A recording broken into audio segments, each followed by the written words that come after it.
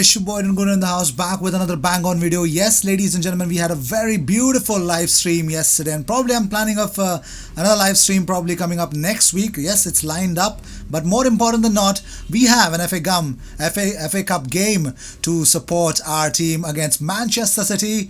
Yes, it's a mountain hill of a task, but so was the game against Liverpool. They played up with the best 11, and I'm pretty much sure City will come with De Bruyne, Eric Garcia, Laporte, and definitely it could be Mendy and Sterling, it could be Jesus. I think they will come up with a very strong team, so I think we can contain them. I think a lot of teams have beaten them. So I don't think so it's going to be a surprise if we beat them too.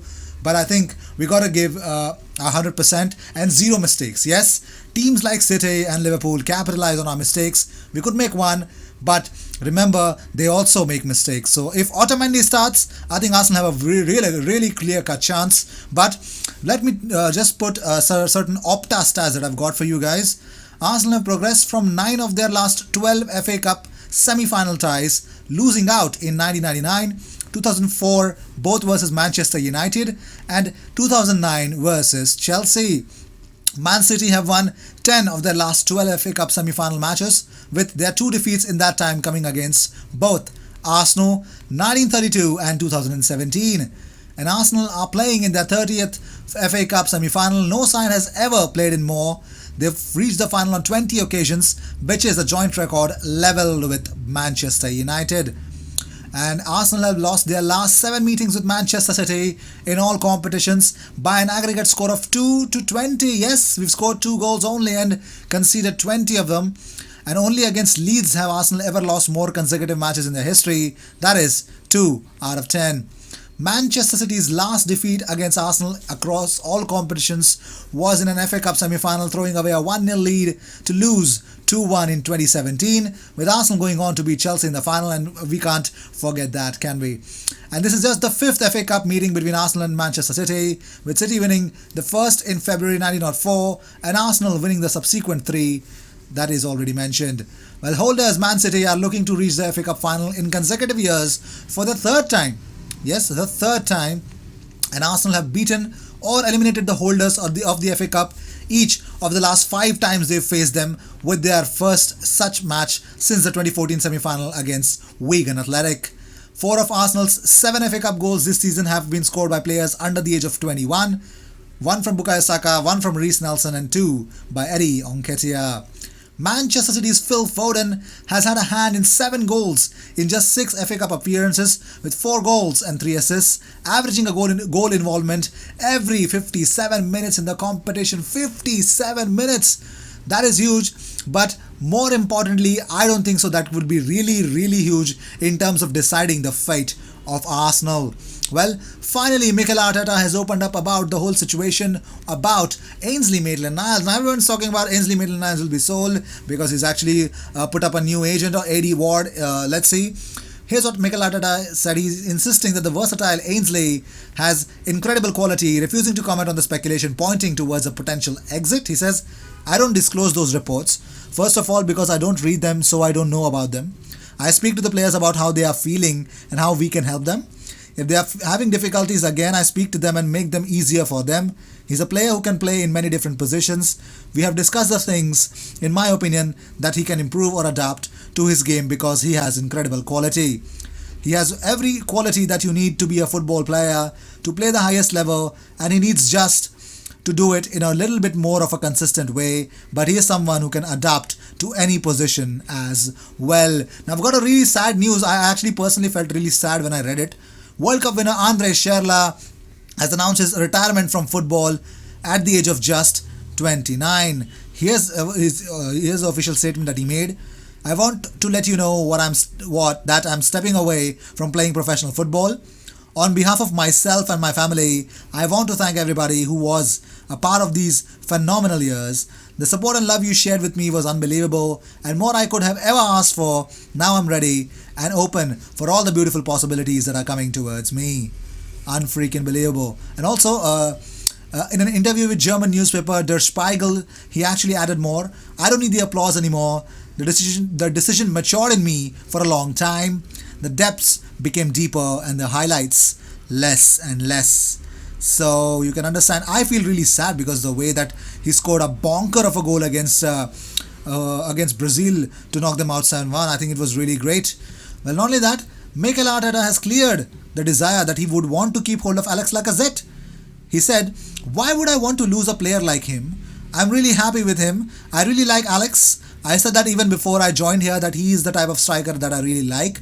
I think he had periods where he was very unlucky because he was having the chances and not converting them, which he is not used to. But the way he can link play, he's a massive competitor. He hates to lose. He goes for every ball.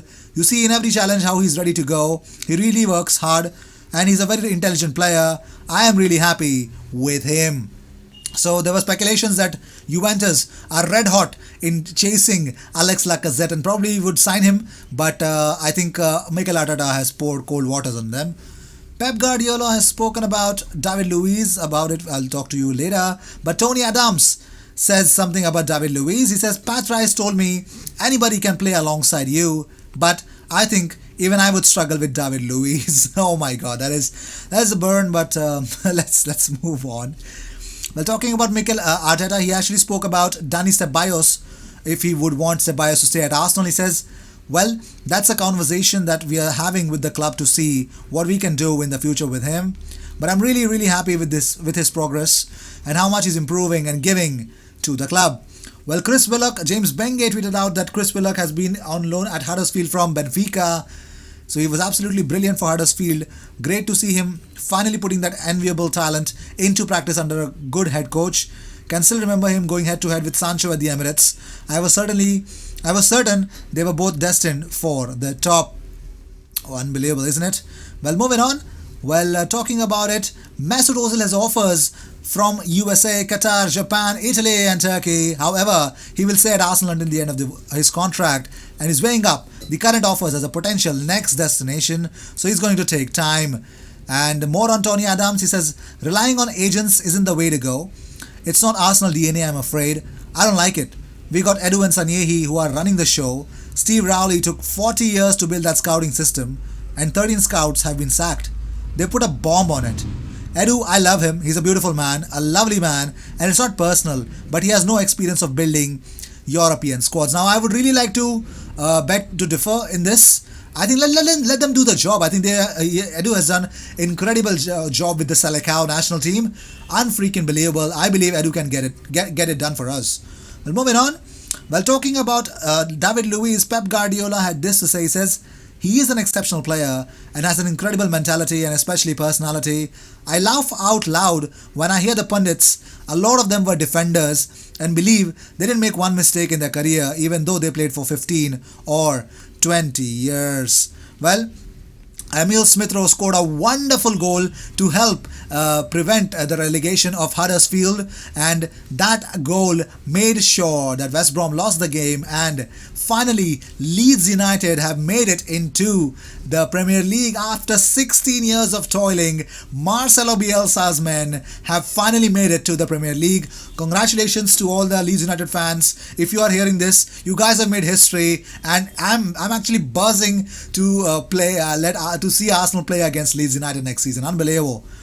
It's a freak of nature, and especially talking about Marcelo Bielsa, he's unbelievable.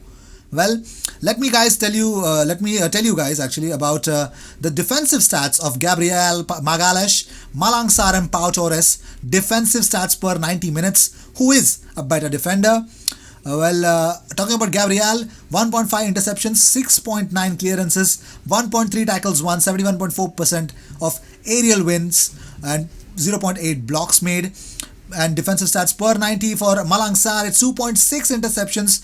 He's good in intercepting, 4 clearances, 0.8 tackles won, aerial duels won, 64.4 and 0.2 blocks. So you can understand he's a smart interceptive defender, and Gabriel Magalhaes is overall a better one. But then comes Pau Torres with 1.1 interceptions, not that good. Clearances 6.6, that's really good. Tackles won 0.9, aerial win percentage is 46.8, and blocks made is 0.7. So he's more of a blocking defender. He does a lot of blocks and not good in interceptions, but clearances he is strong. William Saliba finally left Saint Etienne, and this is what he posted on his Instagram. It's really sad to see that, but I think that is what it is, isn't it? So he tweeted out, "It's time for me to say goodbye. Great emotions and sadness," and you can actually read it out. You can pause the video and read it out. And I think he's done a really fantastic job with that. Well, Rob Holding has been named in Garth Crooks Premier League Team of the Week for his performance against Liverpool. The BBC pundit praised the Arsenal defender for facing up to Sadio Mane with confidence. He wrote, "At first I thought Mane had the better of Holding, but as the game wore on, it was clear that Arsenal defender was determined to come out on top, and in the end he did. Mane was Liverpool's biggest threat on the night, and all credit to Holding as he never shirked his responsibility even after the Liverpool striker put his side 1-0 up only a few minutes into the game." Holding has had his fair share of injuries this season, but with the run of games, he might find himself a permanent feature in the Arsenal defensive lineup. Because if he does, I think that'll be really great for Arsenal. I think it'll be really huge. Well, not only this, Arsenal are again linked with 17-year-old Jolson Fernandes, and this is what the Portuguese media is reporting. Let's see if that's going to be happening or not. Well, these were the news of the day. I hope you enjoyed whatever came your way. All the views and news and everything about Arsenal comes on this platform every single day, twice. So sit back, relax, and enjoy all the news that comes on this platform. I will see you in my next video. Until then, cheers.